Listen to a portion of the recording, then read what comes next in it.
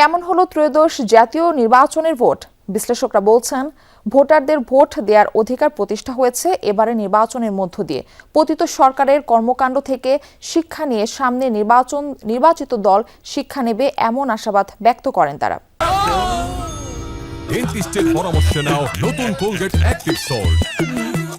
এই নির্বাচনটা যতটুকু এ পর্যন্ত আমরা দেখেছি শুনেছি,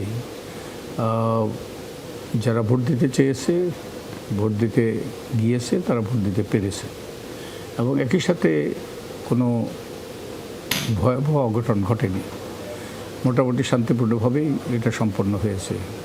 কিছু কিছু ঘটনা ঘটেছে যেটা এমন ঘটনা নয় যেটা নির্বাচনকে ভণ্ডুল করে দিতে পারত,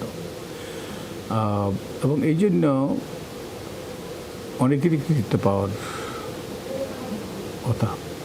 তবে সবচেয়ে বড় কৃতিত্ব পাওয়ার কথা বোধ হয়, সবচেয়ে কৃতিত্ব দেওয়া উচিত আমাদের যারা রক্ত দিয়েছে, প্রাণ দিয়েছে, যারা এই সুযোগ সৃষ্টি করে দিয়েছে। জনগণের আস্থাটার প্রতিফলন ঘটেছে, কারণ নির্বাচনটা সুষ্ঠু হয়েছে এবং বাংলাদেশে অতীতে কোনো নির্বাচন এত নির্বিঘ্নে সম্ভবত হয় নাই। কিছু মারামারি হয়েছে, ক্যাজুয়ালিটি হয়েছে, কিন্তু এটা একেবারেই সুন্দরভাবে হয়েছে। ভোট দুইভাবে পর্যবেক্ষণ করেছে, একটা হচ্ছে নিজে ভোট দিতে গিয়ে, আর একটা হচ্ছে টিভির পর্দায়, টেলিভিশনে, কিছুটা সোশ্যাল মিডিয়ায় আমরা দেখেছি। তো আমি যেহেতু ঢাকা শহরে ভোট দেখেছি, তো এখানে তো টার্ন আউট কম এবং কোনো ভিড় হয় নাই।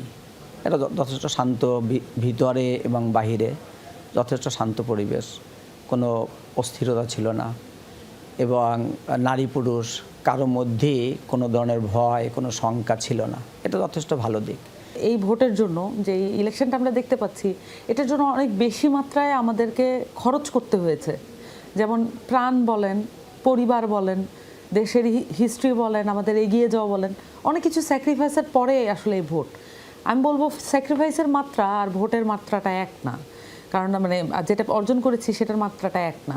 আমরা আরও বেশি অর্জন করতে পারতাম, ন্যূনতম এতটুকু নিয়ে আমাদের এখন সন্তুষ্ট থাকতে হচ্ছে। বিগত 3টি ইলেকশনে দেশের মানুষ কিন্তু কোনোভাবেই ভোট দিতে পারেনি, ফলে সেই সময়ের যে নির্বাচন সংক্রান্ত মানুষের ধারণা ছিল সেটাই হচ্ছে বেমালুম গায়েব করে দেওয়া হয়েছিল, যে নির্বাচন কীরকম হতে পারে বা সাধারণ মানুষের অংশগ্রহণ, নাগরিক যে তার অধিকারটাকে প্রয়োগ করবে সেটা কিভাবে করবে।